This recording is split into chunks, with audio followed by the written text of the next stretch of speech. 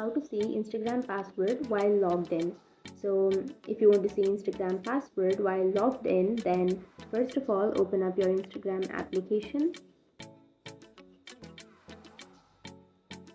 and then go for your profile, which is on the bottom right, and go for the upper right corner which has that three bat icon, and then go for settings and privacy and go for account center, and under that go for password and security, and here on the first option you will have change password.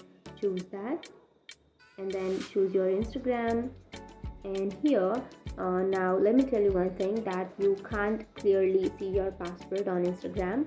We don't have that option, but you can simply change your password. Like you need to enter your current password and then you can enter a new password or create a new password and retype your new password, and then you can change your password. But if you don't remember your password, then simply tap on forgotten your password, and after tapping on that, the Instagram will send you email to your email address, and then you can reset your password from your email.